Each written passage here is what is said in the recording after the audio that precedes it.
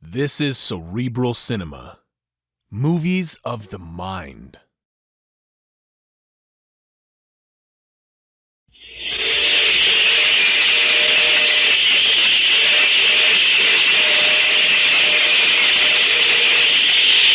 It is unfortunate you chose this boxcar. Why? Because this car is occupied by the maestro and myself. That's all right. You won't bother us. But you bother us. Did you say the maestro? I did. You mean there's somebody else in this here freight car besides you? The maestro, yes. A man? A very great man. Well, what's a very great man doing riding in a boxcar? Yeah, and what about you? You a female hobo? That is insult. Well, why is it? Most folks that grads rides on freight trains is bindlesticks. I am not bindlestick, I will have you know. Not, huh? No. The maestro and I have temporary financial difficulties. Financial difficulties, huh? That is true. Yeah, but see here, where is this maestro person? Right now he is asleep. So you're out of cash, so you and the maestro are trying to get somewhere by freight, is that it? Yes. Business is not good. Well, just what is your business? I am done, sir.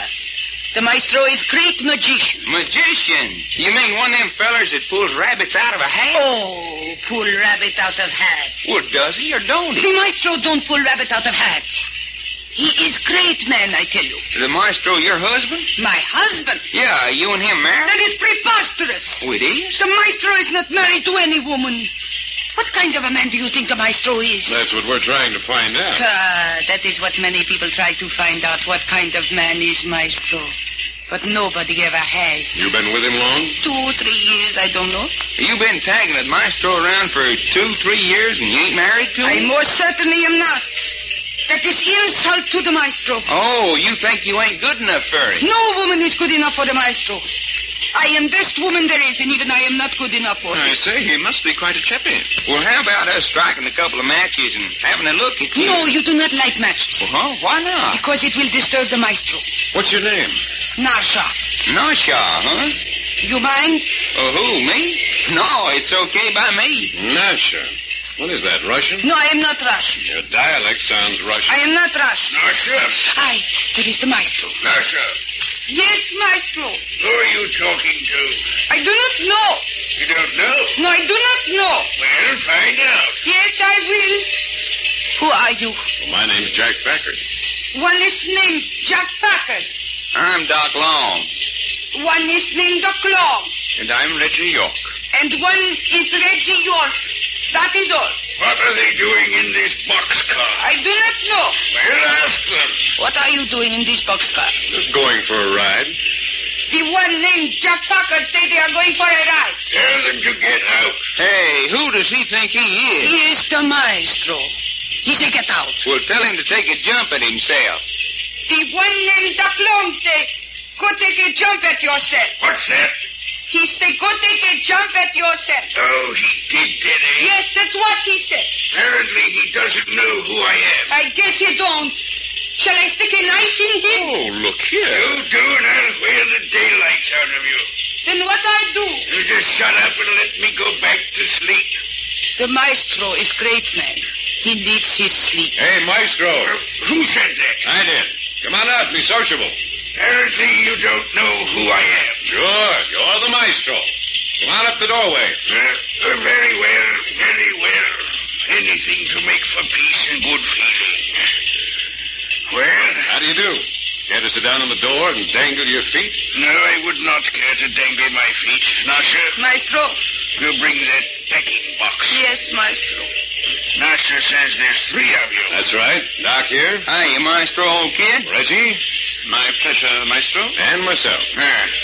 Tramps? Hey, fella. Do we sound like tramps? The packing box, maestro. Will you be comfortable? Certainly I will not be comfortable. When was a man ever comfortable seated on a packing case? Your star has not risen yet, maestro. But it will. It will. These men say they're not tramps. They want to know if I am bindlestiff. I am insult.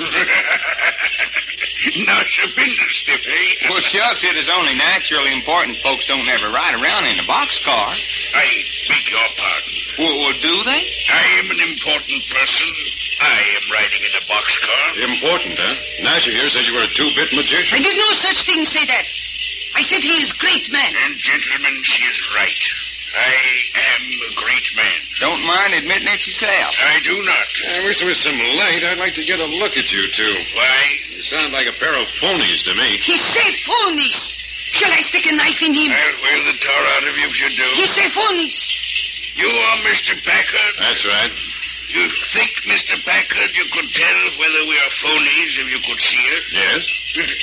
Perhaps you'd like us to describe ourselves. Sure. We aren't doing anything in particular. Nasha, describe yourself. Yes.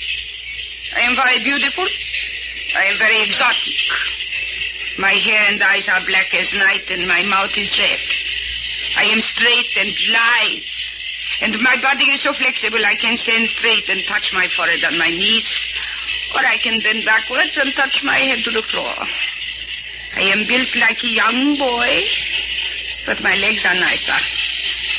I am so proud of my legs, and I dance as no other girl can dance. Ooh-wee and hot dog. You don't believe me? Well, sure, I believe you.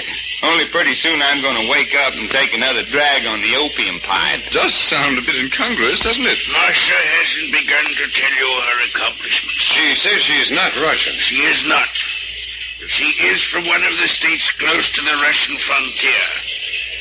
Does she sound phony? Well, you'll have to admit she's hard to believe. What about yourself? My hair is silver gray. I'm extremely fat and ugly man. I'm neatly dressed, but shabby. I'm a sensualist, but I have strong, fine hands. I'm a magician, yes, but I'm more than a magician.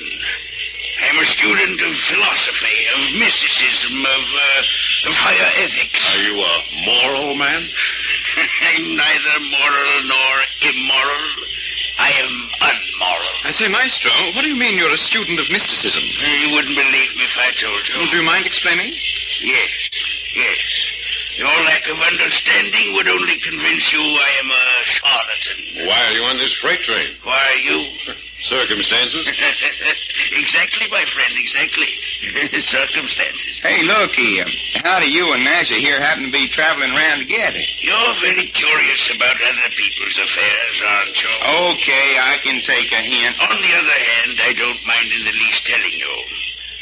We all need money from time to time to keep body and soul together. When finances are bad, I suffer the indignity of going on the stage to perform simple acts of magic before the public. Nasha is part of my paraphernalia. Oh, I get it. She's the girl that you saw in Hype and the girl that escapes from locked trunks, things like that. And I dance. That is what I like to do best. Dance. In other words, you're a common garden variety of magician with a lot of highfalutin ideas. You're trying to insult me, Mr. Packard. Perhaps. Well, you won't succeed. When you talk in that manner, I consider you stupid. An intelligent man never pays attention to stupidity. Thanks. Well, if you're so doggone smart, go ahead and show us something.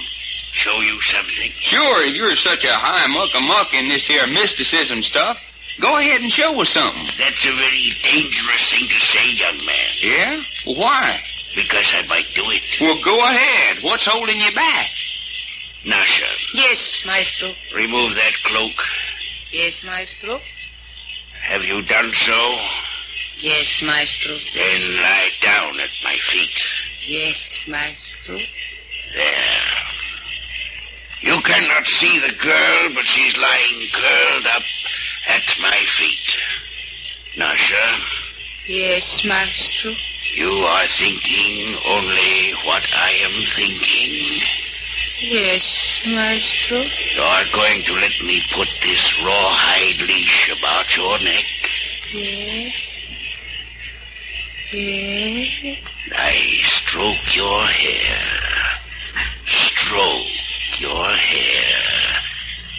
Now it is no longer human hair. It is the hair of an animal. The mane of a tigress. The mane of a tigress. You are going to be a tigress.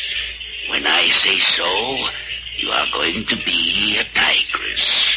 You are a tigress. Hey, Jack, it's snarling. Hey, look at its eyes. Look at its eyes. They're shining. Shining in the dark. That's enough, Nasha. Nasha, you're a woman.